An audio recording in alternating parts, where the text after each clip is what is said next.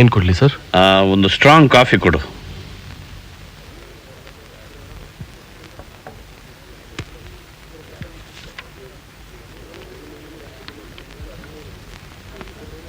ದಿನಚರಿ ಬರೆಯೋದು ಹವ್ಯಾಸಕ್ಕಾಗಿ, ಅದನ್ನು ಪದೇ ಪದೇ ಓದೋದು ಆತ್ಮಾವಲೋಕನಕ್ಕಾಗಿ. ಗೌರಿ ಆಹಾ, ಕವಯತ್ರಿ ಆಗಿದ್ಳೋ ಏನೋ.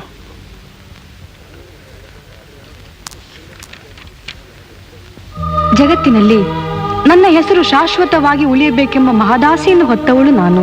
ಆದರೆ ಏನು ಮಾಡಲಿ, ನಾನು ಹುಟ್ಟಿದ್ದು ಒಂದು ಬಡ ಕುಟುಂಬದಲ್ಲಿ. ನನ್ನ ಜೀವನದಲ್ಲಿ ಎಲ್ಲ ಚಿತ್ರ ವಿಚಿತ್ರವಾದ ಘಟನೆಗಳೇ ನಡೆದುದರಿಂದ, ನನ್ನ ಹೆಸರು ಶಾಶ್ವತವಾಗಿ ಉಳಿಯಬೇಕೆಂಬ ಆಸೆ ಇದ್ದುದರಿಂದ ಈ ಎಲ್ಲ ಘಟನೆಗಳನ್ನು ಒಬ್ಬ ಕಾದಂಬರಿಗಾರರ ಬಳಿ ಹೇಳಿದ್ದೇನೆ.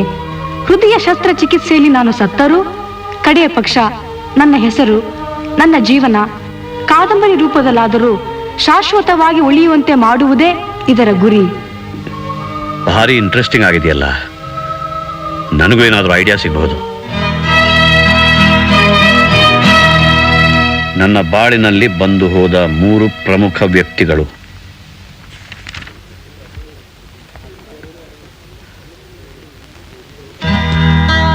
Anandrao, Washington, USA.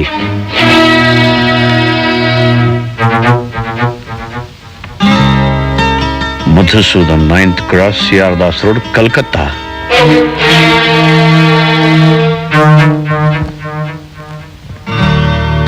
Chandramouli, son of Purnachandrarao, GN road, Amritsar, Punjab.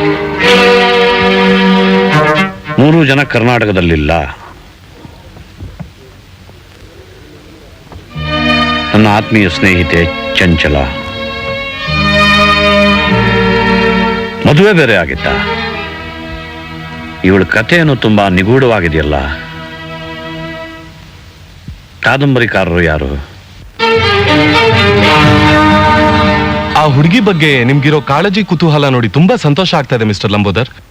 ಆದ್ರೆ ಒಬ್ಬ ನಿರ್ದೇಶಕರು ಬಂದು ಅದನ್ನ ಸಿನಿಮಾ ಮಾಡ್ತೀನಿ ಅಂತ ತಗೊಂಡೋದ್ರಲ್ಲಪ್ಪ. ಓಹೋ, ಯಾರ ನಿರ್ದೇಶಕರು?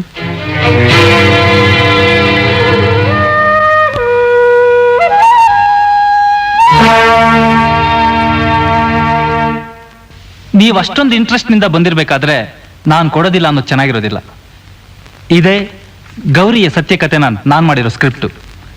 ತಗೊಳ್ಳಿ, ಓದಾದ್ಮೇಲೆ ವಾಪಸ್ ತಂದ್ಕೊಡಿ. ಖಂಡಿತ. Thank you.